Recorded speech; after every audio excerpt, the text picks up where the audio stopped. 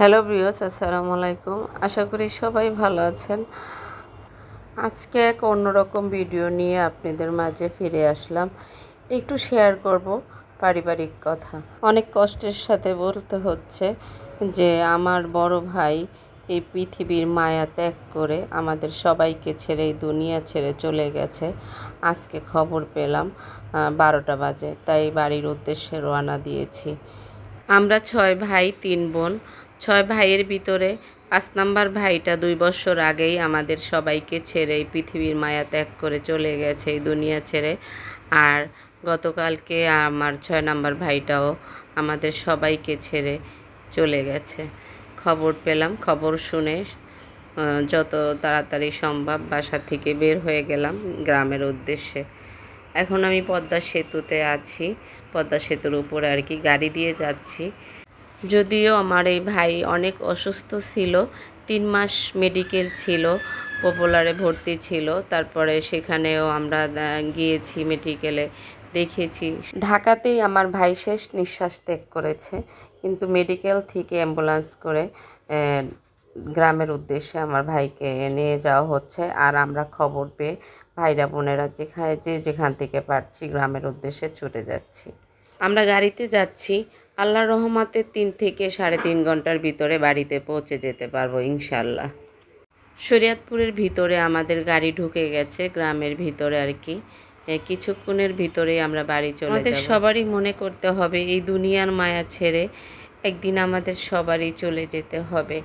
সাদা কাফনের কাপড় পরিয়ে আমাদেরকে সবারই মৃত্যুর স্বাদ একবার হলো গ্রহণ করতেই হবে। দুঃখের ভিতরে আনন্দও থাকে, সেই আনন্দের কথা হয়েছে। আমার 2টা ভাই এই পৃথিবী ছেড়ে চলে গেছে, কিন্তু আমার ভাবিরা সুস্থই আছে। আমার ভাবির সুস্থ থাকা সত্ত্বেও আমার ভাইয়ের যে ছেলের বউরা আছে তারাই আমার ভাইয়ের সেবা যত্ন করেছে। মেডিকেল ছিল, ওষুধ থেকে A to Z মানে সেবা যত্ন করেছে ছেলের বউরা। এরকম ছেলের বউরা লাখে একটা বলতে পাওয়া যায় না।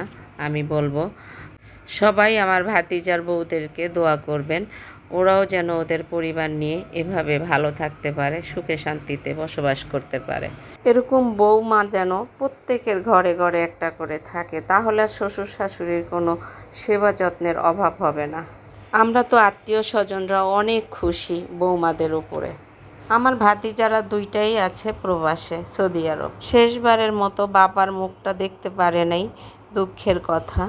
যাই হোক, আমার ভাইদের জন্য সবাই আপনারা দোয়া করবেন, আল্লাহ পাক যেন ওনাদের কবর জান্নাতবাসী করেন। গাড়ি রাস্তা শেষ করে এই ছোট নদীটার ঘাটে আমরা এসেছি। এখানে আমাদেরকে গাড়িতে নামিয়ে দিয়েছে। এই নদীটা দিয়ে আমরা ট্রলার দিয়ে পার হব, আবুপুরের নদী এটা। ওই পারে গেলেই আমাদের বাড়ি। এই যে দেখছেন ট্রলারটা, এই ট্রলারেই আমরা ওপারে পার হব আর কি। সেই সাথে আরও কিছু কথা আমি আপনাদের সাথে শেয়ার করতে চাই। আমার এই ভিডিওটা যারা দেখছেন তারা সবাই একটু বেশি বেশি করে শেয়ার করে দেবেন।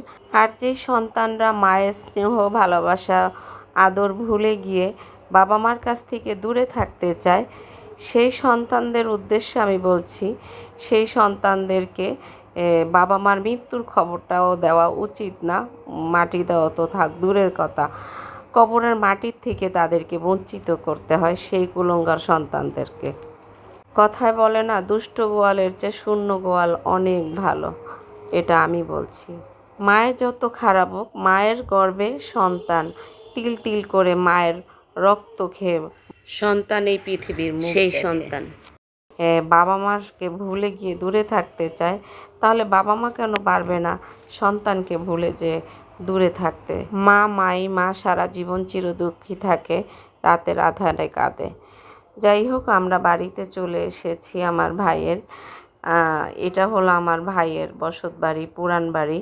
আমার বাবার বাড়ির থেকে আমার ভাই নেমে 2টা বাড়ি করেছে, এটা পুরান বাড়ি। এখানে যেহেতু আমার ভাই বসত বাড়ি করেছে, সেজন্য এখানে এই লাশটা উঠাইছে গাড়ি থেকে। আর মাটি দিবে নতুন বাড়িতে, সেখানে সবাই জানাজার জন্য অপেক্ষা করছে। আমার 3 ভাই এখানে আছে, আর ছোট ভাই আছে সৌদি আরবে।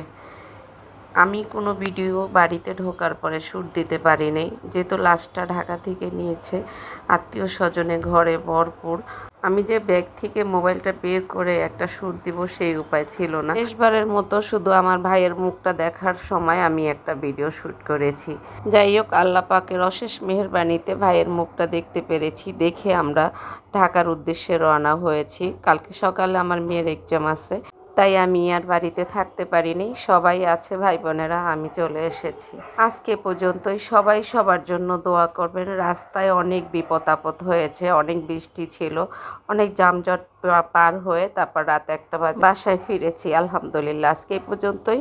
সবাই আমার ভাইয়ের জন্য দোয়া করবেন। আল্লাহ হাফেজ। সবাই আমার ভাইয়ের জন্য দোয়া করবেন, সে যেন জান্নাতবাসী হয়।